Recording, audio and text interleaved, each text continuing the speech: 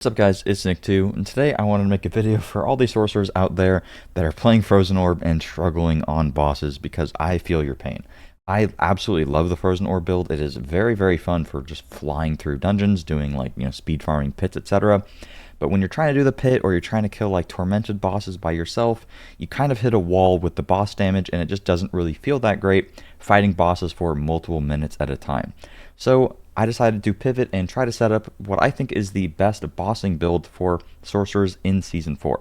Season is still pretty early on, and there's multiple builds that people are using to do higher levels of the pit, but personally I was able to do about pit 90, and I only spent about an hour or two trying to push. This build is very easily capable of pit 100. It's really just a matter of surviving the boss mechanics, but the damage is absolutely there. You can super easily solo a lot of the tormented bosses, and the boss damage is, as far as I've seen so far, the best out of any of the sorcerer available builds, and that is going to be, as you can see, with Blizzard.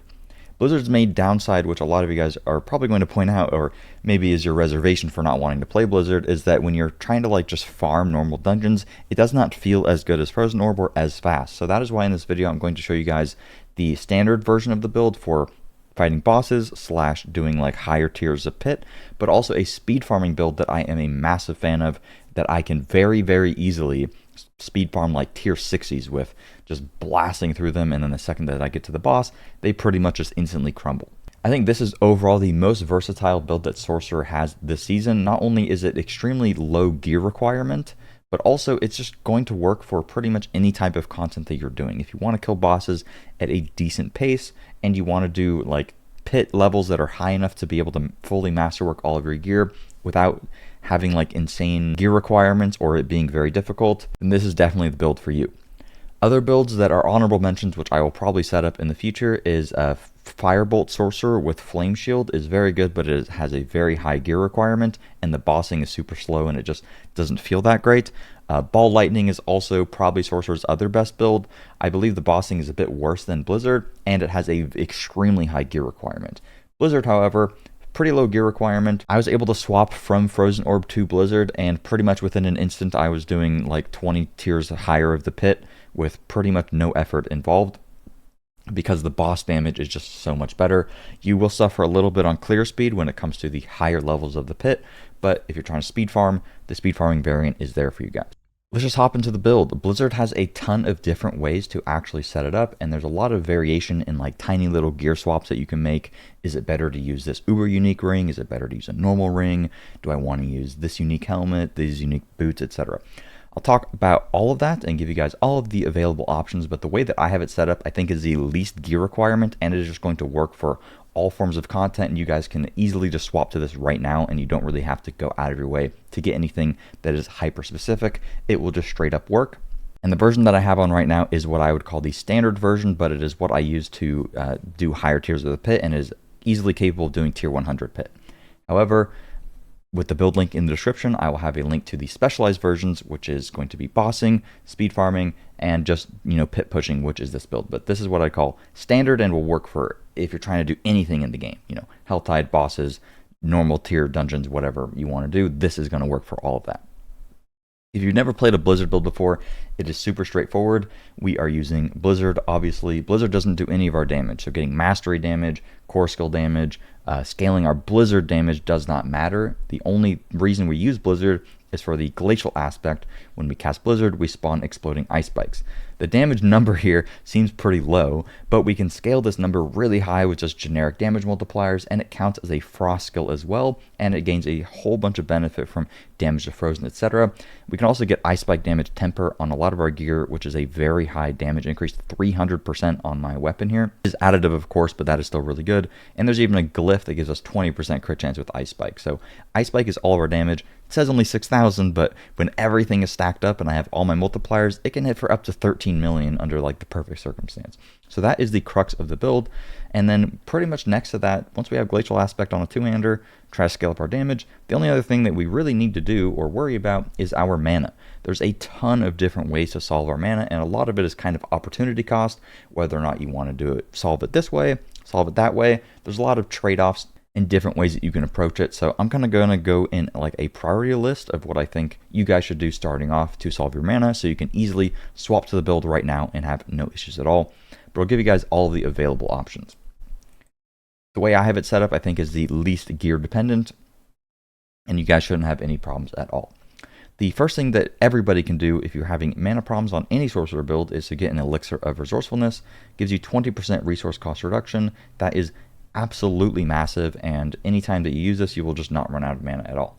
I don't even use these anymore. I use attack speed elixirs, and this actually means you will go out of mana sooner because you're attacking faster. And I've set it up in a way where I can benefit from that attack speed and never go out of mana, which is also another trade-off here. Quickly, I just want to demonstrate that I can just sit here, attacking the dummy, and I will literally never run out of mana. And I also am using Tibalt's Will, which a lot of the time I don't even really need. I'm kind of just using it for the extra damage, but anytime I might dip low on mana, boom, I can just teleport or flame shield, and I will get back to full mana. But in a lot of scenarios, you're not even sitting here just hard casting permanently. You want to have a little bit of movement. So as you can see, mana is no issue for me at all. The next thing you can do is you want to use a two-handed staff with this build because you want Glacial Aspect on a two-hander.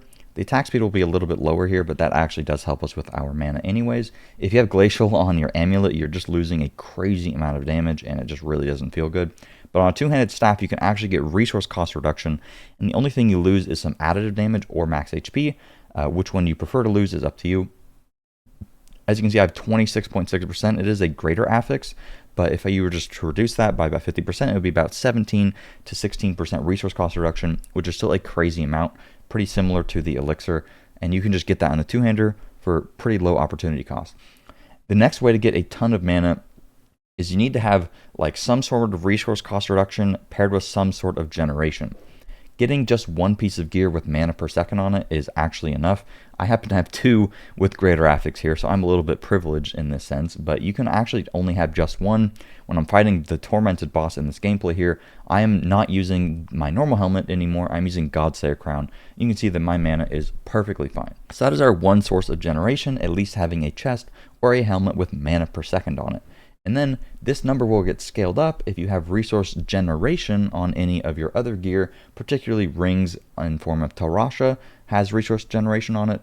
And then you want to temper your other ring with resource gen, but you could also get resource cost reduction on your other ring if that ended up being the case for you. And you can get it on Amulet. I don't even have it on Amulet, which is a little bit unfortunate for me, but resource cost reduction or generation on this Amulet would also be a massive help. Next thing you can do, which is really good, which I mentioned, is Tibalt's Will. Anytime you become unstoppable, you gain some of your resource, but because we have some resource generation already with the build, this 50 resource is going to get scaled based on our resource gen. So you saw that when I popped my teleport, I went from 0 mana to full mana. Another thing you can do for some mana if you're having problems when just doing normal dungeons is Fiery Surge. You can put 3 points into this and it'll give you 45% increased mana regeneration, which scales off of your mana per second. So if you're fighting enemies, normally you'll proc this and you'll literally never have mana problems ever again. You'd only run into a problem on bosses. So this is something you can do very early into the build if you want to swap to it right now and you don't have any of the gear at all. You're using the Firebolt enchant with this, so you will always be killing burning enemies.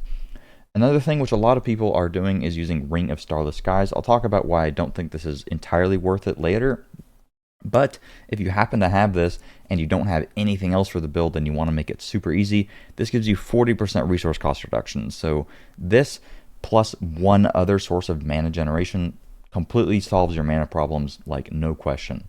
So that is all of the ways to solve your mana. Each source of mana generation comes with a trade-off, so it is worth trying to find the sweet spot where you are barely almost running out of mana, but you are fine. You don't want to overcommit because then you will end up losing some stuff. If I were to add Starless Skies to my setup right now, my mana would not ever move, but I'm not really gaining much out of this. I would actually be losing damage if I were to add Starless Sky to the setup. So you want to find a very happy medium, which you should have no problem finding. And if you just follow how I have it set up, you won't have any problems at all. And I tried to optimize it so you don't lose as much and you gain a lot of the mana without too much of a trade-off. When it comes to your skills, we want to use Firebolt to apply burning so that we can get a lot of damage versus burning, damage reduction, etc. We use Frozen Orb Enchant for our vulnerable application. You could alternatively use Ice Blades Enchant, but it is a little bit less consistent in terms of vulnerable application. Then I personally put a lot of points into Teleport. I want the cooldown reduction on this to be pretty low. I like the movement speed, and after teleporting you get damage reduction, which is real nice. And when we play the Speedfarm version of the build, we use Teleport Enchant, which I will talk about. Ice Armor is pretty insane. As you get more cooldown reduction and the build is perfectly set up, you can have permanent uptime on Ice Armor, so you get 30% mana regen all the time, and it is a massive barrier, so it's really good for survivability. Flame Shield, obviously we want an immunity, and then we have Ice Blades in addition to Lightning Spear.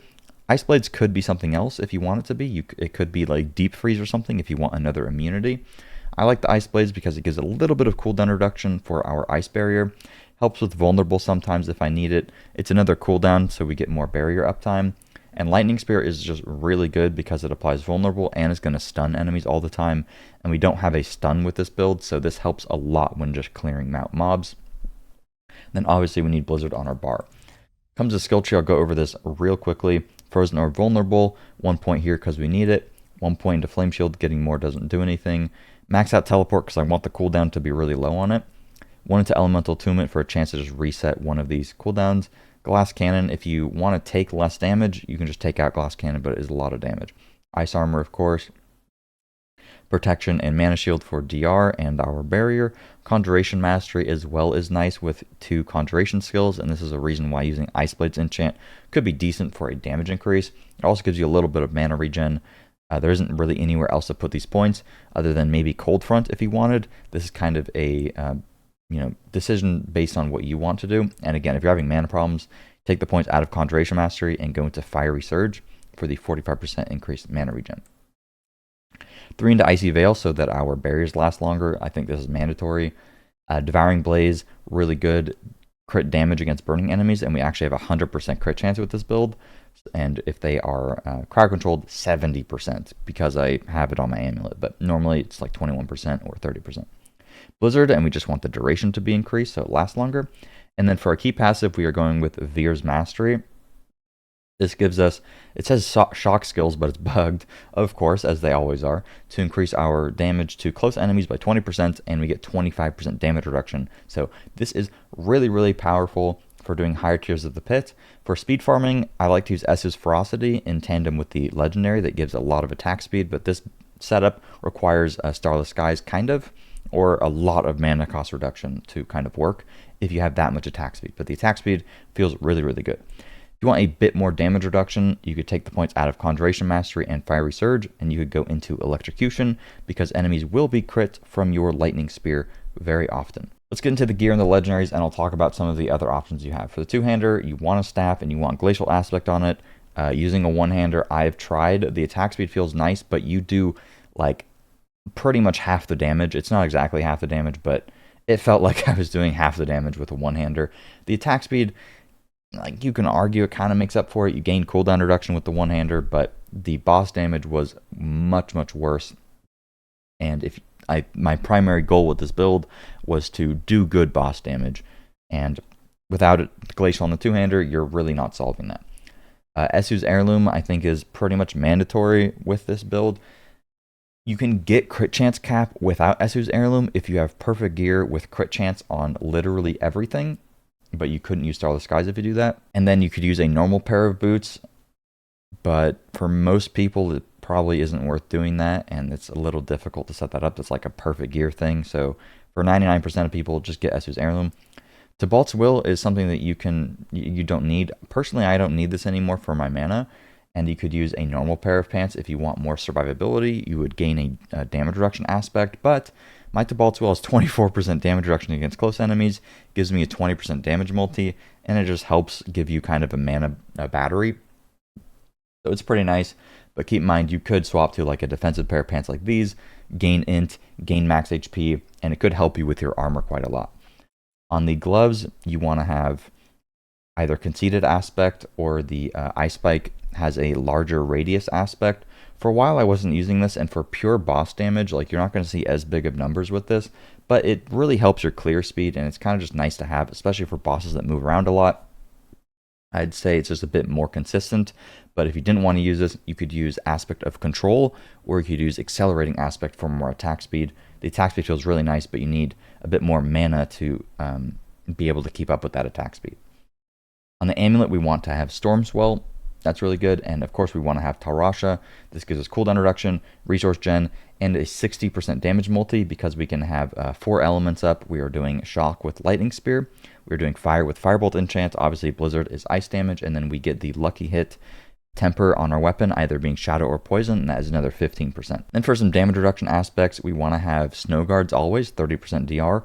And on the chest, you can either go with ever living aspect, which is this one, damage reduction against crowd controlled enemies, or you can go for damage has a chance to daze enemies and you deal extra damage to daze enemies. The extra damage from this is fairly low, but I like the chance to daze, and if you're doing like bosses or something, this is really nice. If you want the damage reduction, that is a swap that you can make, and for doing higher pits, I'd probably opt for the DR. Talk about some swaps that you can do. If you're doing the speed farming version of the build, you want Raiment, otherwise you will never play Raiment because you don't need it. You crowd control more than enough, and you sack a lot of survivability to use Raiment. Godslayer Crown is good for bossing when you do not need the damage reduction and you don't need the mana per second. If you're able to fit it in, it does give you a bit of extra boss damage, but you need the build set up pretty well to not have to rely on the mana per second there. Harlequin Crest versus a normal helmet. Obviously, it's an uber unique. Most people aren't going to have it, so I don't really recommend it. The only way that this would be better is if you are able to armor cap yourself without a normal helmet, which is very difficult to do. You need pretty much perfect gear to do so, and you lose the mana per second as well, so you have to get a little bit of more mana generation. It does come with resource gen on it, which is really nice, and the max HP is nice, and the +4 ranks will kind of makes up for the fact that you lose a little bit of DR. You gain 20% all DR though, but the plus ranks makes it to where it's super easy to have permanent uptime on ice armor, and your teleport becomes a pretty low cooldown. So that ends up being pretty nice. Personally, I don't really think you should use it unless you have a super min-max version of the build, but you kind of have to make some trade-offs in order to fit it in there, and most people don't have it, right? Starless Skies I kind of already talked about. I would never swap Talrasha out because it's 60% damage, and it has cooldown reduction and resource gen, which I really like. So the trade-off is really, do you want Starless Skies, or do you want to have here, I'll press Alt. Or do you want to have a normal legendary? If I were to use Starless Skies, I'd have to lose a legendary. So the legendary I would lose would be Conceited. That's 25% damage. So Starless Skies, let's say, makes up for 15% of that. Okay. Starless Skies has crit chance on it, though, but it is a lower roll. My Starless Skies, I masterworked it to get the 7.5% crit chance, and it's barely as much as my normal legendary. So the crit chance is a little bit lower on it. The other stats on it are borderline useless because the additive damage is very low. So I'm losing 20% attack speed because I have greater affix on my ring. So that is a lot of attack speed to lose. I'm losing intelligence, and I'm losing 2 tempers in the form of cold damage and resource gen. This temper is about, depending upon which one you have, if you have ice spike or cold damage on your ring, let's just say it's to the effect of about 5 to 8% damage. So I'm already bridging the gap with the attack speed and the temper damage and losing Conceited. I've already bridged the 40% damage gap of Starless Skies. So the damage benefit of the normal ring is higher than Starless Skies is, and it gives you the resource generation, but you lose 40% resource cost reduction. And you could make the argument that if you gain the resource cost reduction, then you don't necessarily have to get other sorts of mana. But I'm not really making any like swaps with my setup right now to gain more mana where I'm losing damage, because I'm no longer using the elixir. The only swap I am making where I'm maybe losing something is resource cost reduction on my two-hander. So for most people, I would say Starless Skies is, like, if you were to get it right now immediately, it would just solve your mana problem straight up, and you don't have to worry about it anymore as long as you have generation on something else. But you do lose damage by using it. It's not very much damage, but you do lose a bit. I would say the only scenario where you want to use Starless Skies with this build is either, like I said, when you first get into the build and you happen to have this and you just need your mana solved right now and you don't want to deal with your mana at all. That's when you'd use it. I guess there's 3 scenarios. Second scenario is you really want to use Harlequin's Crest and you're somehow able to fix your mana problems, maybe, or your armor problems. Maybe you use a normal pair of pants because you want to get even more damage reduction. So you could do that, and then you're getting a lot more ranks, so that would be pretty nice. Third option is you're doing the speed farming version and you want to have like 100% attack speed and you just need all the resource cost reduction in order to fly through the map that much.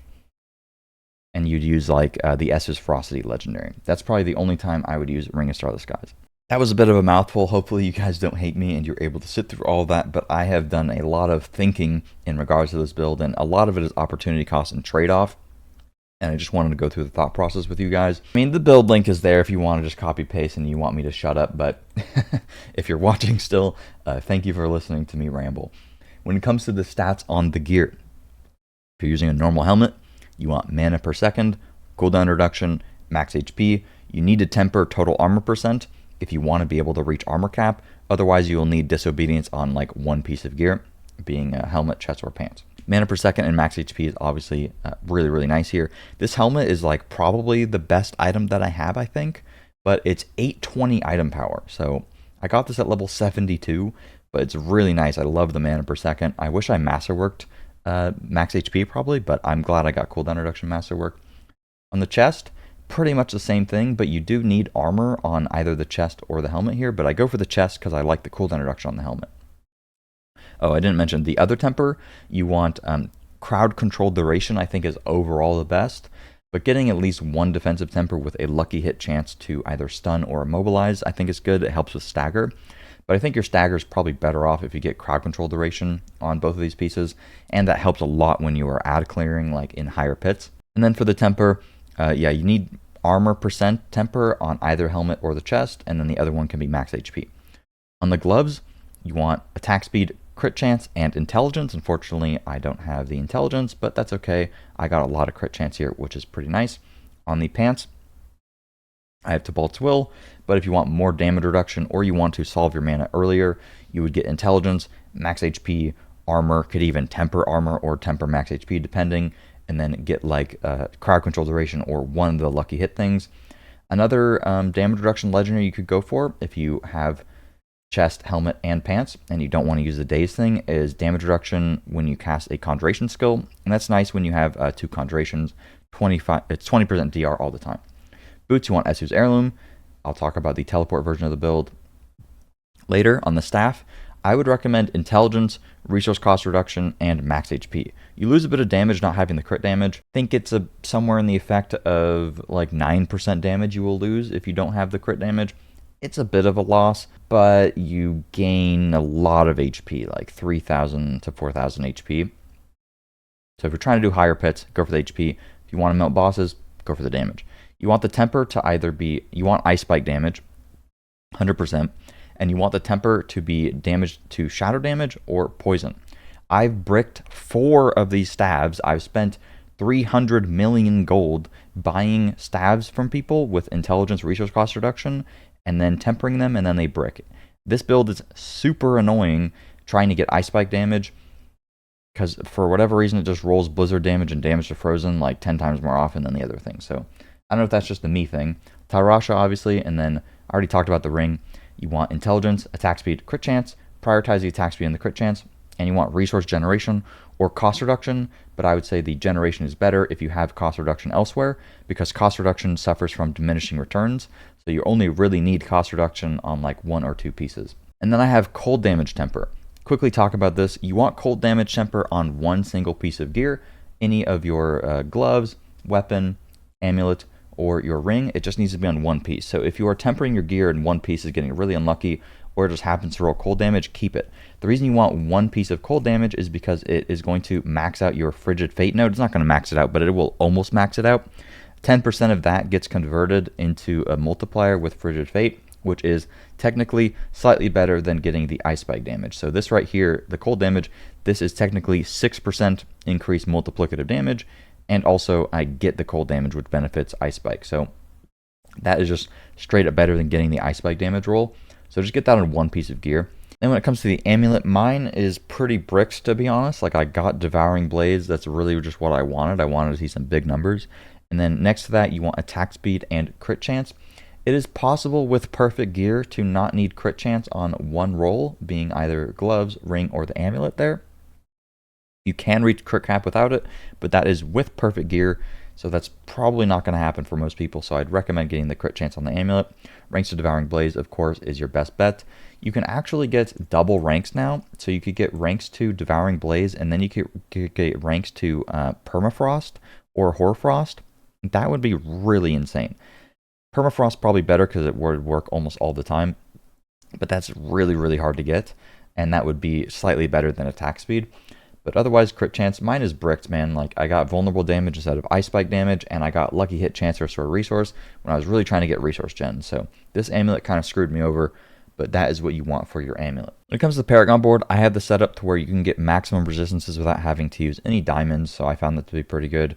First board, I have Winter here. You're going to be getting this benefit for a pretty good amount of time on bosses because you will stagger them really quick, and the buff lasts for 10 seconds, and this is going to buff non-fizz damage and resistance and intelligence, and because you are buffing non-fizz damage, it helps with the Frigid Fate board, so I find that to be pretty good.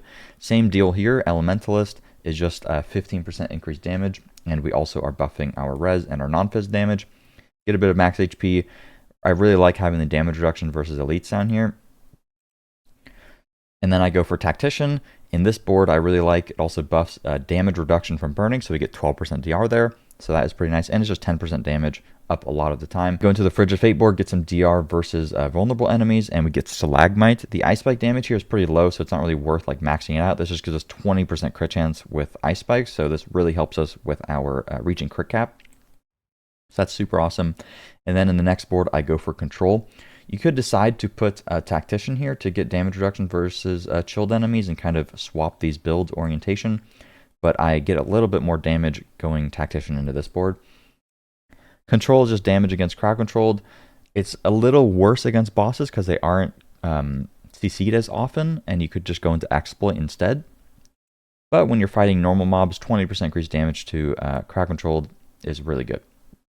Icefall does work for Ice Spikes, so we go for that.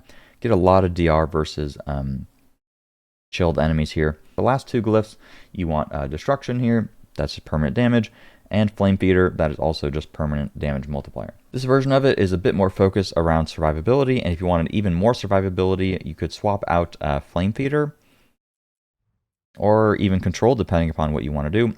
With Reinforced, if you put Reinforced here, it would buff the damage reduction versus chilled enemies, and that gives you also another 15% DR all the time pretty much, so that would be a crazy amount of DR. Sword can actually be extremely tanky. I'm just going to do a pit run for you guys, and then I'll show you the speed farming version of the build. It's going to be a super long video, but whatever, I want to show everything. When it comes to what elixir you want to use for the pit, if you're trying to push, I'd highly recommend going for the Elixir Fortitude. It is a lot of additional max HP, and something that you can do, which a lot of you guys probably don't know about, I don't have any Angel Breath, so I can't do this, so please donate to me. Here's my battle tag on the screen. Or maybe you want to donate, give me a massive kiss, maybe give me some triple Greater Affix items, you know, give me a Tal Rasha with Greater Affix cooldown reduction because you're just that much of a gamer. If you have enough Angel Breath, you can craft the Elixir of Anti-Venom. This stacks on top of every other elixir, so it's pretty much 15% max HP for free, but all max HP in the game is multiplicative, so if you have way more rubies than I do, max HP on your weapon, and you go with both max HP elixirs, you can get 40,000 HP pretty easily. How you get this elixir is you just get the recipe, you go to Gia Cole, and there's a quest right around here called the Cure for the Poison.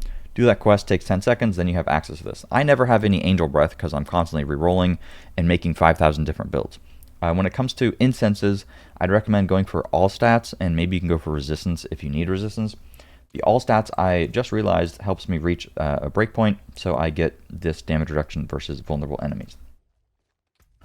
For elixirs, I like to pop attack speed for more raw damage, or you can go for the max HP, depending upon what you're doing. And if you need the resource cost reduction, obviously go for resourcefulness. Holy Bolts is turbo bugged right now, and you'll farm insanely fast using Holy Bolts, but for the sake of the gameplay, I'm not going to use Holy Bolts. I've gotten up to tier 92. To be honest with you, I am very impatient. It took about an hour and a half to get from like pushing up to this. The only problem is bosses. The only thing that's going to kill you is bosses. Fighting the normal mobs is really easy. With this build, I think it probably caps at 105 or 110. And the only problem is bosses. Like, it's just a matter of your personal skill if you can kill the bosses or not. You can smash your head against a wall, like they die in about 2 to 3 minutes. The damage is there. It's just a matter of surviving the mechanics. No amount of damage reduction will help you survive some of the mechanics that they have. So for that reason, I don't think it's worth it to farm higher tiers. It's kind of just there if you want to push yourself. I kind of just wanted to say that it's pretty easy. Is this guy's name also Buff Rogue? We're both named Buff Rogue? Okay. Anyways, I just want to say that doing tier 100 is kind of easy, but the boss fight is hard. Like, you can get there. It's just the boss fight. So it's just a matter of personal skill. Tier 75 is right around where I can kill the bosses in kind of like one stagger or so. I don't think there's a reason to farm above this if you just want Neathron. But after this, I'll show you a speed run of me doing a tier 61 with the speedrun build, and everything just gets nuked. But when you're fighting normal mobs, like, everything just gets completely deleted with this build. It's honestly just the bosses, and it's kind of tedious fighting the bosses, hoping you get the right boss, and then just trying to survive all of the mechanics. I'm not going to make you guys suffer and watch me die. That isn't going to be fun. So we're just going to do a tier where I'm pretty comfortable. I feel like I can kill the bosses probably in like one stagger. And if you play well, like, you can very easily get up here and do higher tiers. There just isn't really much of a reason for it. But I'd say if you don't want to like set up the build crazy and you don't want to do the speed farming version, you just want like a one-fits-all, jack-of-all-trades version of the build, this is definitely what you could do. And you could easily do like tier 70s in probably like 3-4 minutes, and like around the tier where the mechanics won't one-shot you from the bosses, and or you can just kill the boss in one stagger, is probably around where you want to farm. You don't want to do the speed farm version, but the speed farm version you can do tier 70s, I think, like probably 2 minutes, a minute and a half, I think, or tier 60, sorry, in like 2 minutes, 2 minutes and a half, and I will show you guys that. When it comes to playing with the build, you kind of just want to walk up to enemies and spam Blizzard on top of them. You will crowd control them pretty easily. Walking into packs, I'd recommend pressing Lightning Spear first. This gives you your, what's it called? It gives you a barrier, but it also, as you can see, stuns everything and puts vulnerable on everything, and puts fire, or applies fire to everything as well. Otherwise, you just want to press your other skills on cooldown, but you want to rotate them a little bit. You don't want to spam everything all at once, because you need to have a cooldown every 4 seconds to use your barrier. But cycling just between teleport and ice armor is kind of enough to permanently have a barrier up. If the build is perfect, you have enough attack speed and cooldown reduction. I don't have any cooldown, so I'm going to wait. You have enough attack speed and cooldown reduction, you can permanently have up ice armor, which is really good for survivability, and just overall super nice for the build, and it gives you mana gen. That's a reason that having a Harlequin Crest is pretty good, but you need like a perfect version of the build in order to do that. You need a lot of attack speed, a lot of cooldown reduction, to have ice armor at perma. But if you can, like I'm right on the cusp of having it up all the time, and it's super nice. It gives you so much barrier, and having a barrier up, again, is going to give you damage reduction, max HP, and it is the source of all of your damage, because a lot of your stuff is based on having a barrier active. So you want to always be rotating your cooldowns, and try to rotate between teleport and flame shield. Don't spam them at the same time. Personally, I just save flame shield for any time maybe I don't have a barrier, or I feel like I might take some damage. That is when I flame shield. You can see that the enemies die pretty quickly. One of a little like skill expression with Blizzard is like, if I stop attacking these guys, they will die. Like, I've probably put enough Blizzards into them where they will just die. So a lot of the time you can put down your Blizzards, and if they're crowd controlled, you can walk away. And that's where having crowd control duration on gear is insane, because if they stay crowd controlled, you can more freely leave and probably kill them. Otherwise, ooh, somebody popped one of these, so I got it, I guess. Otherwise, for the bosses, save Flame Shield. I die all the time because I just use my Flame Shield aggressively. Save it for a mechanic that you think is going to do a lot of damage to you. Otherwise, walk in with Ice Armor like I do here. Pop your, what's it called? Pop your Lightning Spear, and I like to teleport pretty regularly. So this mechanic does a lot of damage, so I'm just going to Flame Shield it. I like to teleport regularly because you get your Tibalt's Will all the time, and it is going to give you damage reduction and a barrier. Wasn't able to kill in one stagger exactly. I think the Hive Master has a little bit more damage than some of the other bosses, but we almost did. And then just need to dodge some stuff here. I guess that mechanic doesn't one-shot me. And one thing I forgot to kind of mention, here's where I want a Flame Shield, because that guy is scary. Okay, I did it a little bit early because I'm bad at the game, but it's okay. We killed the boss with relative ease, right? On that difficulty, with a little bit more damage, or depending upon the boss, you could kill them within one stagger bar, but I'd say that's pretty good. Got a pretty good amount of Neathron, so I'm really happy with the result there. That took, I don't know, I was yapping, but that probably took like 4 minutes. One thing I forgot to mention is you want to, especially during stagger windows, spacebar on cooldown, because when you spacebar, it gives you max movement speed, and you will get crit chance. So you can see right now I only have 6% increased crit chance, but anytime I spacebar, I get movement speed cap, so that's 30% crit chance basically. Now I will show you guys the speed farming version of the build. If you're still watching, thank you very much. I appreciate you. I will just quickly set that up. So when I want to go to the speed farm version of the build, you need a pair of boots with attacks reduce evade cooldown, and you want evade cooldown reduction on them as well because you are using the teleport enchant instead of the frostbolt enchant or frozen orb.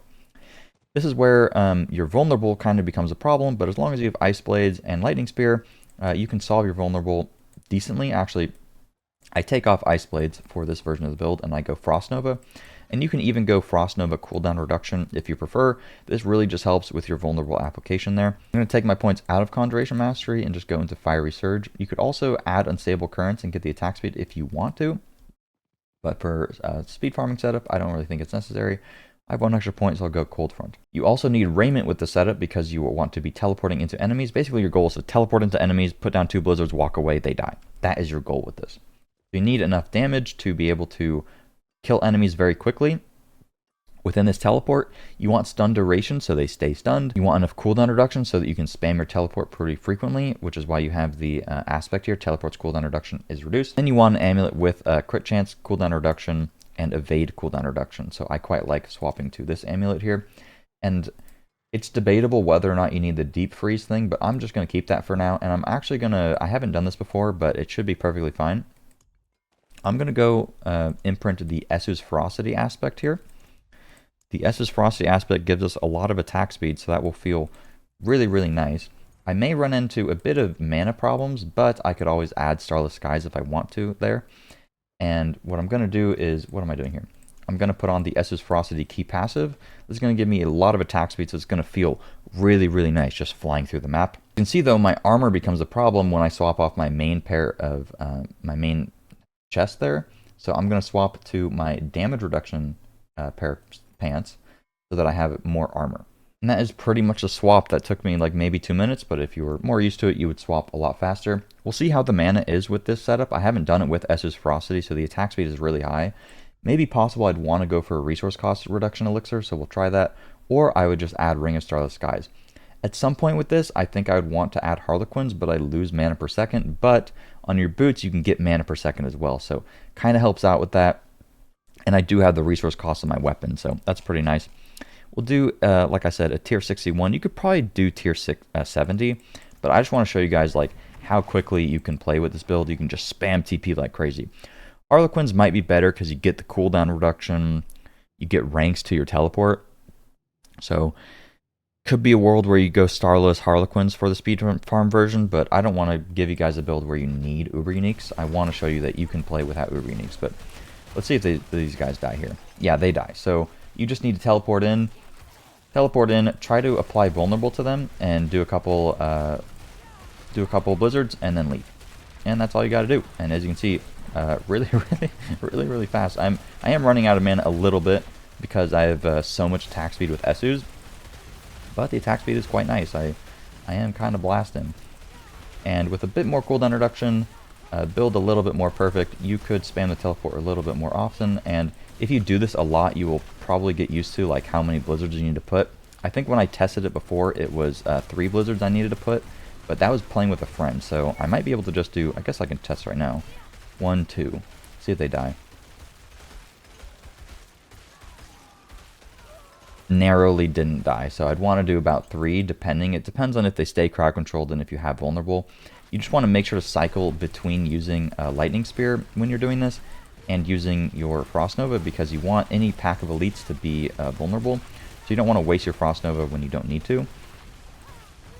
You pretty much just Frost Nova, like right here I don't have my my thingy up, my what's it called, Lightning Spear, so that's when I would Frost Nova. And as you can see, I kind of just speed through here. 3 blizzards, walk away, and as you're spamming blizzards, you're reducing the cooldown on your teleport, right? So you want to be making sure to do that every once in a while. And that's without a channeling shrine, and that was, I also was demonstrating stuff, and that was less than 2 minutes. And the bossing, I think you'll run out of mana on the boss. Like, I think that will be a problem.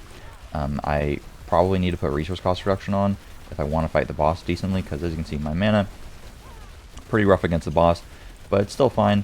Oh, I did not cycle my vulnerable application properly there, so I lost vulnerable during the stagger window. If I had vulnerable there, he would have died during the stagger window there.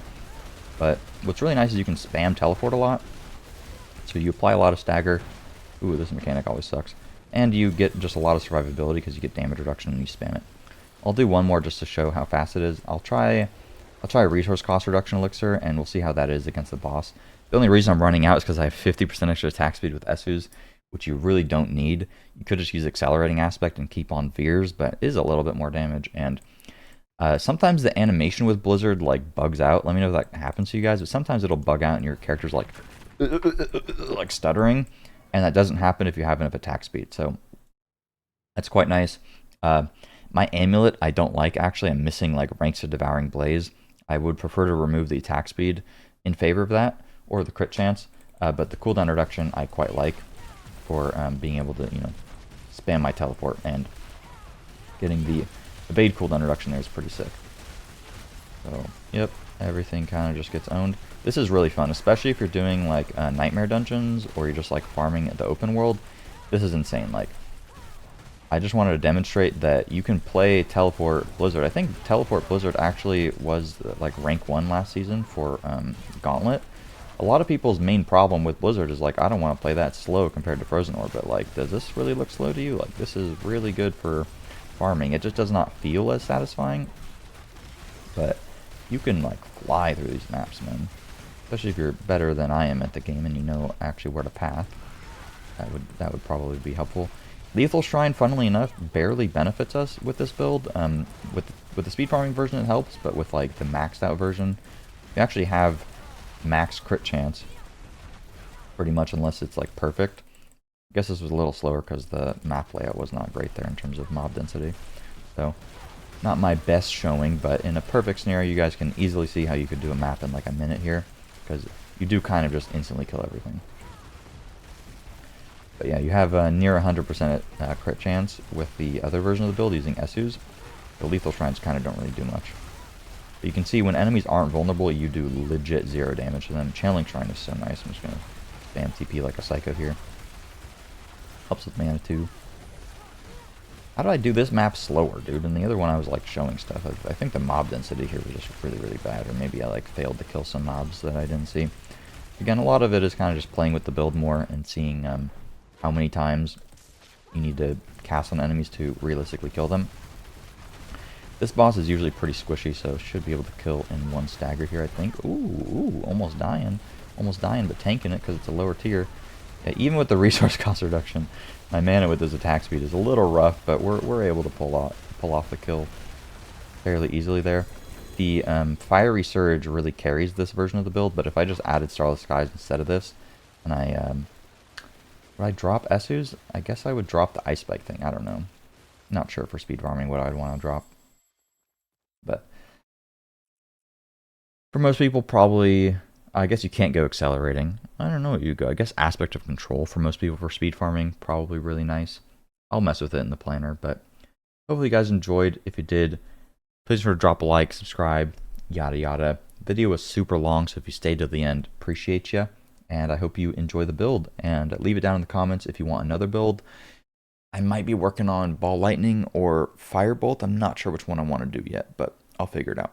Have a good one, guys. Thanks for watching.